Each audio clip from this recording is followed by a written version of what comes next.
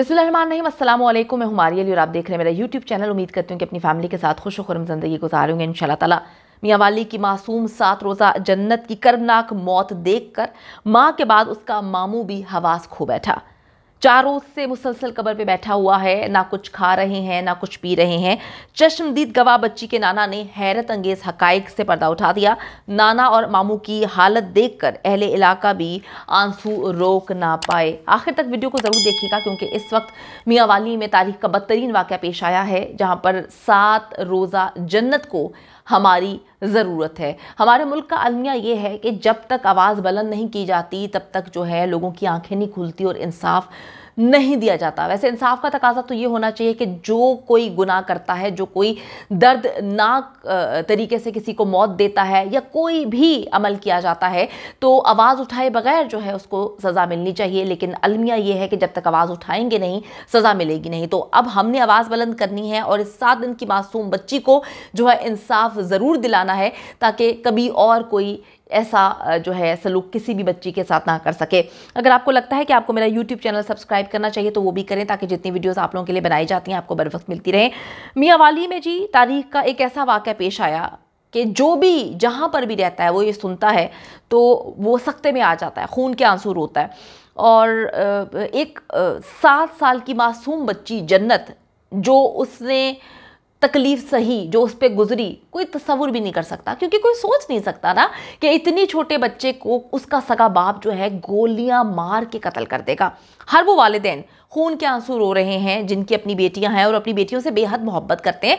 मगर जी ऐसे दरिंदे भी इसी दुनिया में मौजूद हैं जो मासूम 7 दिन की बच्ची पर जुल्म व सितम करके उसको उठा के पटकते हैं और गोलियां मार के पूरा जिस्म को जो है वो गोलियों से छलनी कर देते हैं। ऐसे लोग भी हमारे माशरे का हिस्सा हैं। जन्नत के नाना जो कि वहाँ पर मौजूद थे, जिनकी आंखों के सामने ये सारा का सारा वाक़या पेश आया, सबसे पहले तो वो कहते हैं मुझे यकीन ही नहीं आया कि ये सब कुछ हो सकता है। काफ़ी देर तो वो सख्ते में रहते हैं और जब वो होश में आते हैं तब सब कुछ ख़त्म हो चुका होता है, सब कुछ तबाह बर्बाद हो चुका होता है।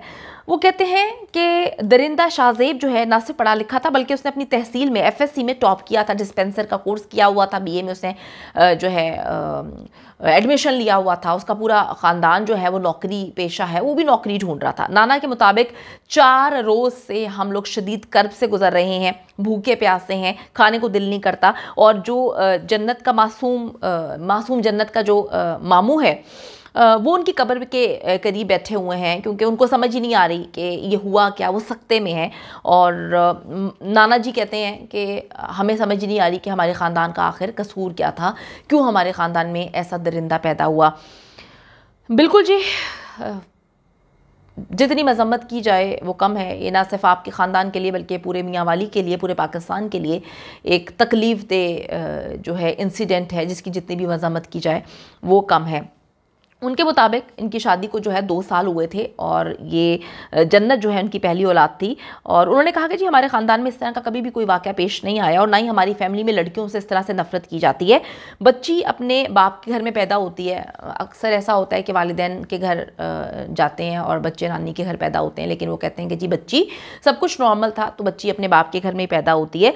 जन्नत की माँ उसको, ये मैं आपको आंखों देखा हाल बता रही हूँ, जब मेरी उनसे बात हुई जो उन्होंने बताया मैं आपको वो सब कुछ बता रही हूँ जो के नाना ने बताया। वैसे उनके जो जन्नत की माँ है उनके रिश्तेदार हैं, लेकिन वो रिश्ते में जन्नत के नाना ही लगते हैं। वो वहाँ पर मौजूद थे, चश्मदीद गवाह हैं। उन्होंने कहा कि जी जन्नत जो है वो छोटी सी बच्ची थी, मासूम सी, आपको पता है तो कुछ बता भी नहीं सकती कि क्या हुआ उसके साथ। उसकी माँ उसको दूध पिला रही थी तो वो कहते हैं कि जी दरिंदा हमारी आंखों के सामने पहले जन्नत को उठाकर नीचे पटकता है और उसके बाद फायर करके उसको कत्ल करके चला जाता है। हम पर उसने ना हमें मारने की कोशिश की, ना हम पर फायर जो है उसने पिस्टल तानी। हम बस समझने की कोशिश कर रहे थे कि ये क्या हुआ है। वो कहते हैं हमें समझ ही नहीं आ रही थी, हम सब सख्ते में थे। हम जब होश में आते हैं तब सब कुछ बदल चुका होता है। नाना जो कि चश्मदीद गवाह, उनके मुताबिक हमने अंदाज़ा ही नहीं लगाया था कि ये जालिम जो है अंदर आकर इतनी क़यामत बर्पा कर देगा, क्योंकि वो नॉर्मल है ना तो वो पागल है, ना उसने कभी ऐसी हरकत की है, तो हम तसव्वुर भी नहीं कर सकते थे कि इस तरह से वो नॉर्मल शख्स जो है वो ऐसी हरकत करेगा, और हमें ऐसी हरकत की बिल्कुल उम्मीद नहीं थी। वो कहते जी पहले दिन से ही इसके जहन में ये चल रहा था कि बच्ची क्यों पैदा हुई। नाना ने कहा कि अपनी बीवी को भी ये पहले कह चुका था कि जी मैं चाहता हूँ कि बेटा पैदा हो, क्योंकि बेटा होगा तो मैं तो बेटे की ख्वाहिश करता हूँ, तो मैं बड़ी अकड़ के चल सकता हूँ। सबसे पहले जी ये कॉन्सेप्ट को चेंज करना चाहिए कि बेटा पैदा होगा तो अकड़ के चलेंगे, बेटी पैदा होगी तो कंधे जो है टूट जाएंगे। खुदा का खौफ करें, दुनिया चांद पे पहुंच गई है, आप लोग कैसी दकियानूसी बातें करते हैं। यकीन करें, दिल चाहता है जो लोग ऐसी बातें करते हैं उनके मुंह पे रख रख के चपेड़े मारी जाएं, थप्पड़ मारे जाएं, और उनको जो है उनकी दिमागी इलाज उनका करवाया जाए। उनको बताएं कि जी लड़का लड़की बाद में, पहले इंसान होता है, आप इंसान को किस तरह से इस तरह से तकलीफ दे के मार सकते हैं। फिर वो कहते हैं, नाना कहते हैं बच्ची के कि इसके दिल में पहले दिन से ये सवाल था कि बच्ची क्यों पैदा हुई है, और इसका तस्करा इसने अपनी माँ से भी किया कि बच्ची क्यों पैदा हो गई है, मैंने बच्ची का सोचा नहीं था, ये क्यों पैदा हुई है, वो बार बार अपनी माँ से कह रहा था। और पिछले 7 दिन से वो इसी इंतज़ार में था कि जैसे ही मुझे मौका मिलता है मैं इस बच्ची को मौत के घाट उतार दूंगा। नाना के मुताबिक मुलजिम की फैमिली तो अच्छी है, ना ही उनकी सोच इस तरह से है, क्योंकि हमने ख़ानदान में ही शादी की है तो हमारी ख़ानदान में किसी की भी ये सोच नहीं है, ना ही लड़के की फैमिली की सोच है, ना ही उनको तकलीफ हुई थी कि बेटी क्यों पैदा हुई। सब लोग बड़े नॉर्मल थे, लेकिन इसके दिमाग में ये सब कुछ चल रहा था, इसकी सोच जो है इस तरह से थी। अब ये भी सोचने की ज़रूरत है कि ऐसी सोच लोगों के जहन में पैदा ही क्यों होती है। आप ये बात माने या ना माने, सर्कमस्टांसेस ऐसे बना दिए जाते हैं, इर्द गिर्द इतना प्रेशर बिल्टअप हो जाता है, प्रेशराइज करते हैं लोगों को कि लोगों को जो है ना वो एकदम, मैंने यकीन माने कुछ खवातीन जिनके घर बच्चा पैदा होने वाला था उनसे मेरी मुलाकात हुई, वो बड़ी डरी हुई। मैंने कहा आप क्यों डरे हुए हैं, अगर जो है बेटी पैदा हो गई, या अल्लाह अगर बेटी पैदा हो गई तो क्या हुआ, इसमें आपका क्या कसूर है, ये तो अल्लाह के काम है। जब काम ही अल्लाह के हैं तो इंसान का कोई अमल दखल नहीं है, तो फिर कसूरवार कैसे कोई दूसरा इंसान हुआ। बड़ी अफसोसनाक बात है कि हम लोग जो हैं वो किस तरह से पस्ती का शिकार हो रहे हैं, किस तरह से हज़ारों साल पीछे चले गए हैं, लोग आगे जा रहे हैं और हम पीछे आ रहे हैं।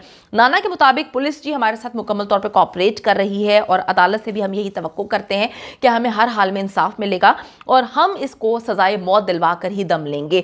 5 गोलियां वो कहते हैं मारते ही वो फरार हो गया, और हम वहीं पे खड़े रह गए। पिस्टल ये अपने साथ ले गया था, अभी तक पुलिस रिकवर नहीं कर सकी पिस्टल को, आले कत्ल को।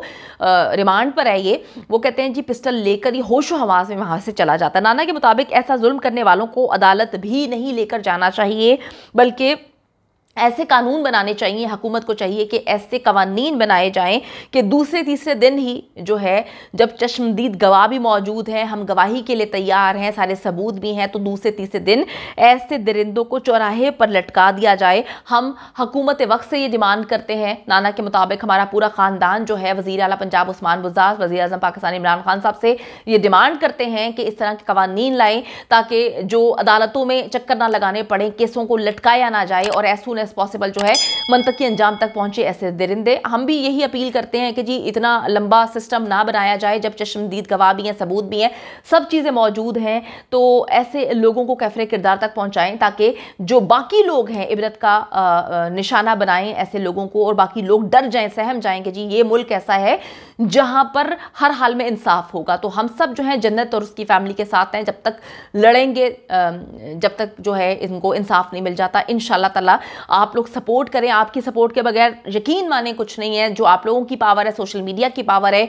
हमने पहले नूर को जो है ये केस जिताने की कोशिश की है, हम नूर का केस भी आखिरी दम तक लड़ते रहेंगे जब तक उसको सुप्रीम कोर्ट तक से सजाए मौत नहीं मिल जाती, और हम जन्नत को भी इंसाफ दिलाने के लिए जो हम कोशिश कर सकते हैं वो करेंगे इंशाल्लाह ताला।